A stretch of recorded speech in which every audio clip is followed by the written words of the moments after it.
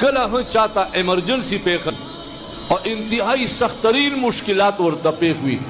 الله په فضل سره اول مان سره کني سورت لګاتار وکړي الله پاک به ټول مسائل حل کړي. 2 رکعات نفل د حاجت پاکوي. 100 رکعات او په هر رکعات کې 100 سجدي وي 2 ټوټل 100 سجدي دي 2 رکعاتو کې سلور په هر سجدي کې سبحان ربي الاعلى چې کله درې ځلې ووایې بیا به سلوېږ ځلې لا اله الا انت سبحانك اني كنت من الظالمين بوایې لا اله الا انت سبحانك اني كنت من الظالمين سلوېږ ځلې به په هر سجدي کې 2 رکعات نفل د حاجت او هر سجدي کې سبحان ربي الاعلى نه بس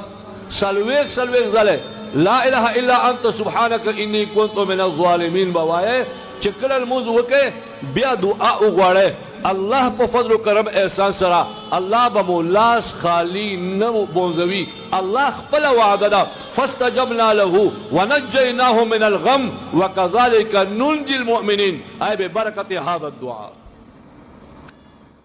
کله هم چاته ایمرجنسی پیښ او انتهایی سخترین مشکلات ورته پیښ وي الله په فضل سره اول مان سره کني سورت لګاتار وکړي الله پاک به ټول مسائل حل کړي. 2 رکعات نفل د حاجت پاکوي. 100 رکعات او په هر رکعات کې 100 سجدي وي 2 ټوټل 100 سجدي دي 2 رکعاتو کې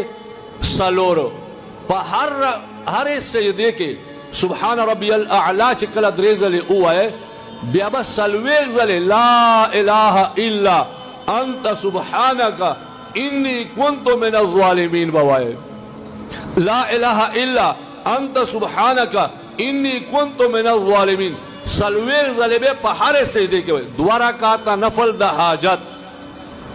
او هر سجدي کې سبحان ربي الاعلى نه بس سلوېږ ځلې لا اله الا انت سبحانك اني كنت من الظالمين بوایې چې کله الموز وکړې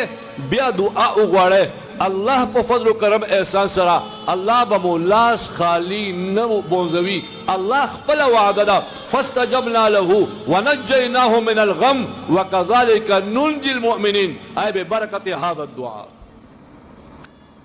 بیا دعا وغواړې الله په فضل و کرم احسان سره الله به مو لاس خالی نه بونځوي. الله خپل وعده ده فاستجبنا له ونجيناه من الغم وكذلك ننجي المؤمنين ای ببرکت هذا الدعاء.